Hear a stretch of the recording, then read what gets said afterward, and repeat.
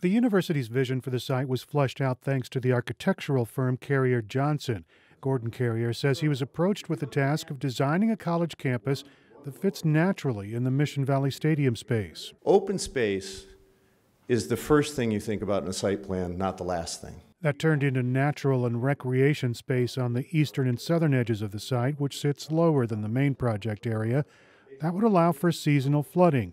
Carrier says a large slice of the existing parking lot will be raised to allow for construction of an expandable stadium, 4,500 housing units, hotel space, and some retail space. We believe that this project has the capacity to create an immensely interesting development on the upland, never rejecting the fact that open space needs to be the priority for a great project. Parking would be underground or integrated into the buildings.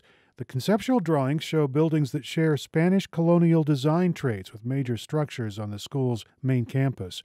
There's a clock tower in the heart of the campus area, tree-lined streets that serve as a gateway, and enough commercial space to serve the site's residents. JMI Realty's John Kratzner says there is major work required once officials put the first shovel into the ground. Hydrology, flooding issues, water issues, that has to happen on the front end.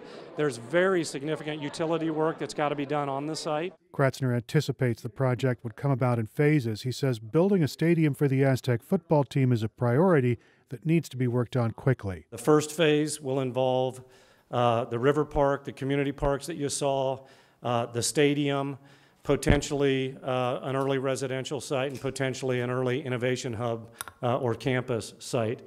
We anticipate the full development to take 15 years.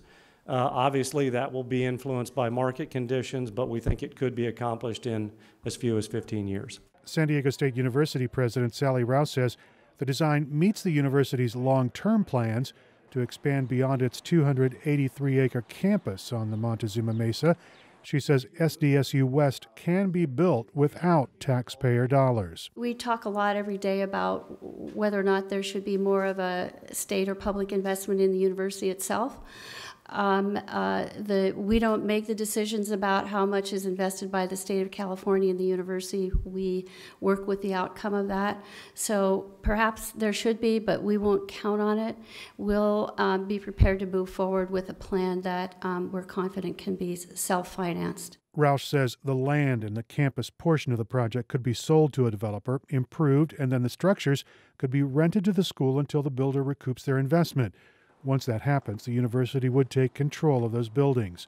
Rouse says those types of private-public partnerships can be used to finance everything at the site but the stadium.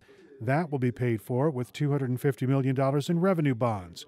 Rouse says no public money will be needed, and the city of San Diego will benefit from the sale of the land at fair market value. There will also be tax revenue generated at the site.